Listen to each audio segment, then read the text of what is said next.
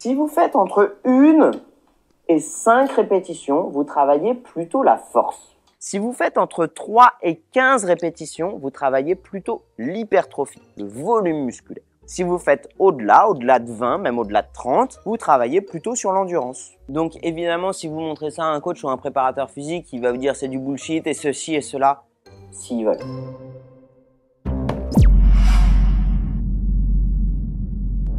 Récemment, alors que je rédigeais le script d'une vidéo, je suis tombé par hasard sur une étude super intéressante qui parlait des fourchettes de répétition optimales pour soit gagner en force, soit gagner en hypertrophie, soit gagner en endurance musculaire. Vous en avez certainement déjà entendu parler. Ce sont les fameuses fourchettes de répétition qui disent que si tu veux gagner un max de force, tu dois travailler dans un intervalle de 1 à 5 répétitions maximales. Si tu veux gagner un maximum de muscles, tu dois travailler dans un intervalle de 8 à 12 répétitions maximales. Et enfin, si tu veux gagner un maximum d'endurance, tu dois travailler au-delà de 15 à 20 répétitions maximales. C'est ce que l'on appelle dans le jargon de la préparation physique le continuum des répétitions ou le continuum force-endurance. Pour l'instant, c'est du vu et du connu, donc rien de surprenant. Sauf que l'étude en question contestait la véracité de ces fourchettes de répétition. Elle sous-entendait qu'en fait, il n'y a pas vraiment de zone de répétition optimale pour travailler soit la force, soit l'endurance et surtout l'hypertrophie. En cherchant à cross-checker cette information, je suis tombé par hasard sur une vidéo récente de Major Mouvement où il expliquait pour schématiser que faire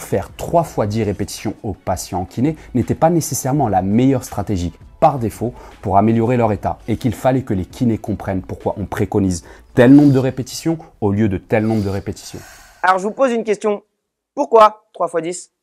Alors moi j'ai une théorie. Elle est à prendre ou à laisser ma théorie. Je pense que notre 3 fois 10, il vient du protocole de Stanich. Alors pour info, Stanich, si je dis pas de conneries, ça date des années 70, c'était pour la tendinite d'Achille. Et ben nous, on a pris un protocole, on a pris que la moitié en plus du protocole, on a laissé tomber tout ce qui nous arrangeait pas, et on l'a appliqué pour tout le système musculo-squelettique. Et là, c'est pas les kinés qui l'ont inventé, c'est les préparateurs physiques. Si on veut créer de l'adaptation, il faut mettre une bonne quantité de stress mécanique pour avoir une bonne réponse bio. C'est OK pour ça?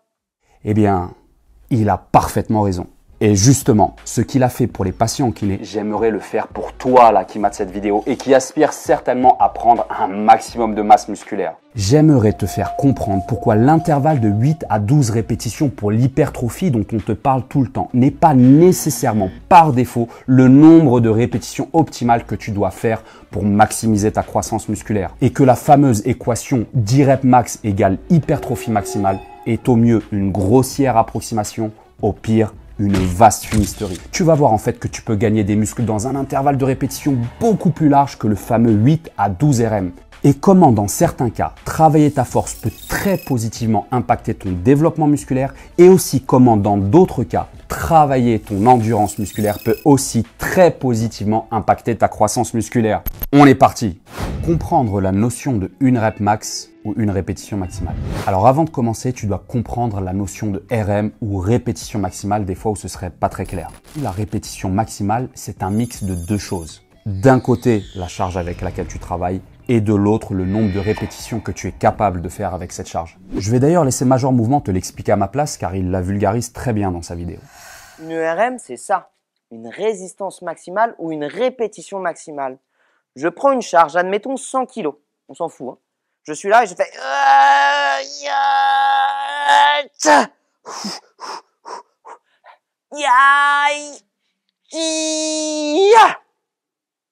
100 kg, c'est ma répétition maximale, c'est ma RM.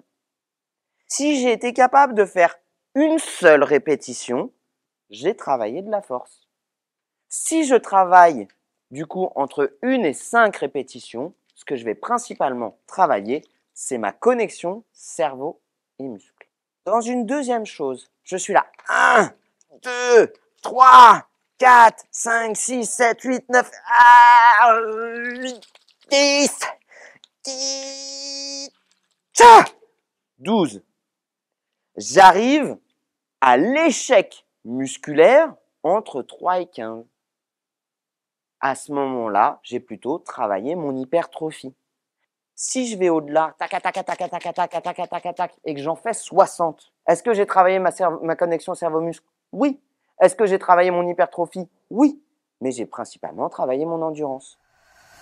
Comme tu peux le voir, chaque fourchette de répétition maximale va donc produire des adaptations spécifiques de ton système nerveux, de tes muscles et de ton appareil cardio-respiratoire. Plus tu vas faire de répétitions, plus tu vas travailler ton endurance, moins tu vas faire de répétitions et plus tu vas travailler ta force. Et quelque part entre ces deux bornes, tu vas travailler ton hypertrophie. Ce qui me permet déjà de désamorcer une première idée fausse que beaucoup de pratiquants de musculation ont.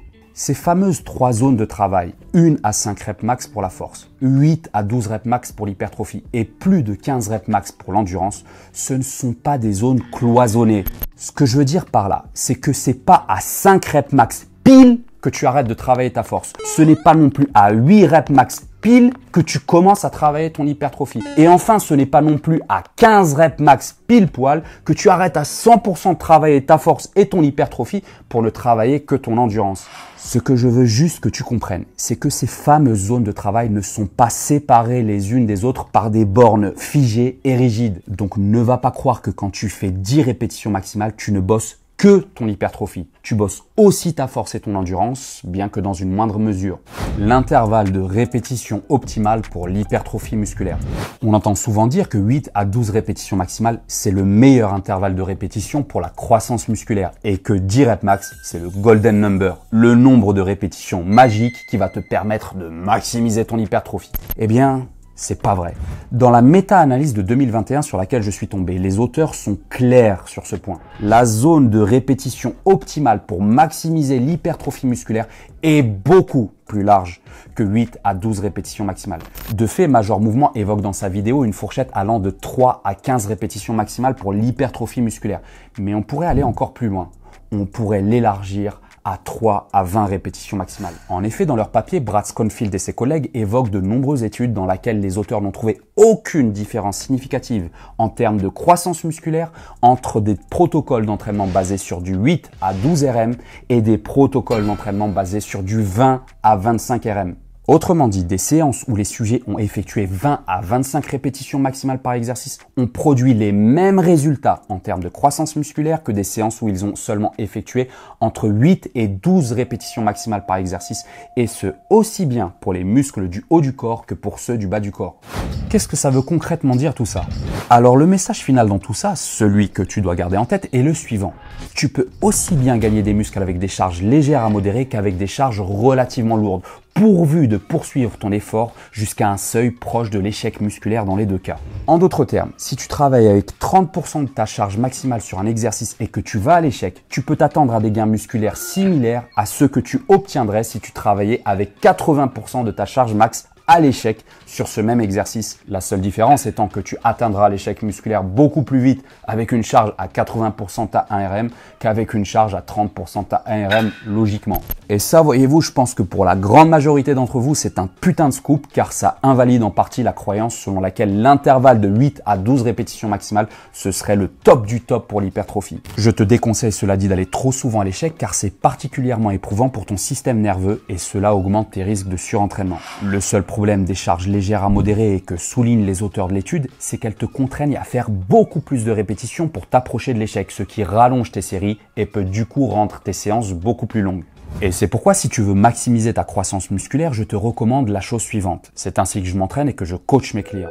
En début de séance, alors que ton système nerveux est le plus frais, mise sur 1 ou 2 exercices polyarticulaires que tu effectueras sur un schéma compris entre 3 et 8 à 10 répétitions maximales. Tu mises alors principalement sur la tension mécanique pour favoriser la croissance de tes tissus. De plus, ceci va te permettre de gagner en force, ce qui t'aidera à terme à gagner plus de masse musculaire. En milieu de séance, alors que la fatigue nerveuse commence à s'installer, poursuis avec 2 à 3 exercices polyarticulaires que tu effectueras sur un schéma compris entre 8 à 15 répétitions maximales. Tu vas alors miser sur un mix de tension mécanique et de stress métabolique pour provoquer la croissance de tes tissus. Enfin, en fin de séance, alors que la fatigue nerveuse est installée, finis-toi sur 1 à 3 exercices d'isolation que tu effectueras sur un schéma compris entre 15 et 25 répétitions maximales. Tu mises alors principalement sur le stress métabolique pour parachever tes muscles et maximiser leur croissance.